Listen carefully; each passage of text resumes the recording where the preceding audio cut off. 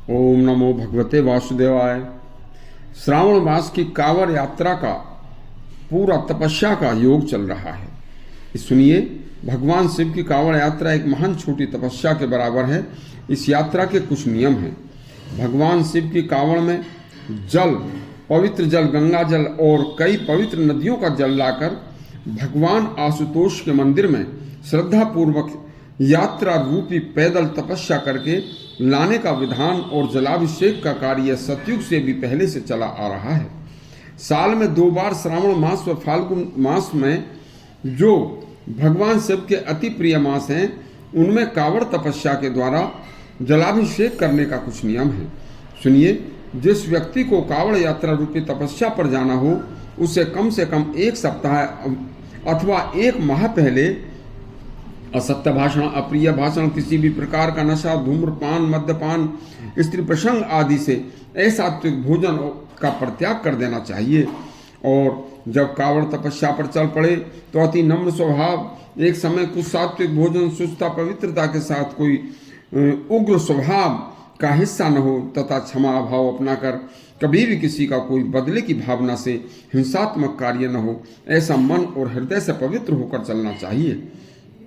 समस्त सृष्टि को समष्टि भाव से देखना चाहिए और हर समय भगवान शिव के नाम में गहरे डूबे हुए रात दिन की यात्रा करनी चाहिए। जो लोग भगवान शिव की कांवड़ यात्रा रूपी तपस्या में पूर्ण भक्ति भाव व पवित्र आचार विचारों के साथ इस यात्रा को करते हैं, उन्हें गृहस्थ सज्जन पुरुषों को 5 वर्ष की हिमालय में कठिन तपस्या के बराबर इसका पुण्य प्राप्त होता है।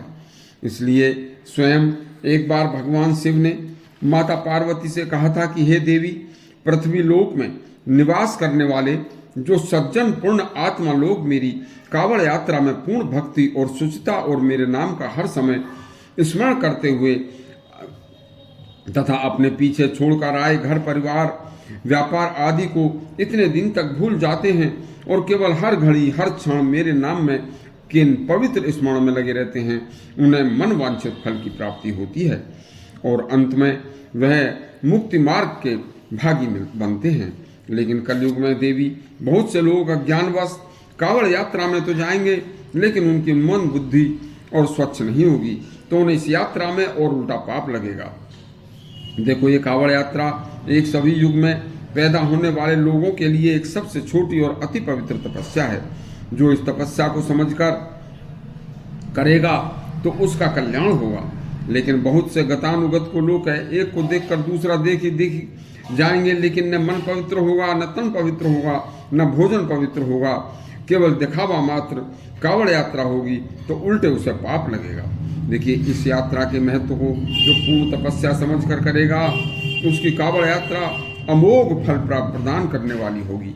अमित तेजस्वी देव शंकर रुद्र ने पूर्व काल में किस प्रकार ब्रह्मा जी के शरीर से उत्पन्न कपाल को पृथ्वी पर स्थापित किया था, वह पापों को नष्ट करने वाली पूर्ण कथा देवाधिदेव महादेव के महत्तम की कथा को भी स्मरण करना चाहिए तथा उस कथा के परम तत्व को महेश्वर देव समझना चाहिए। यदि कांवड़ की यह कथा आपको हमारी अच्छी लगी हो तो हमारा चैनल सब्सक्राइब करें और घंटी दबाएं। धन्यवाद।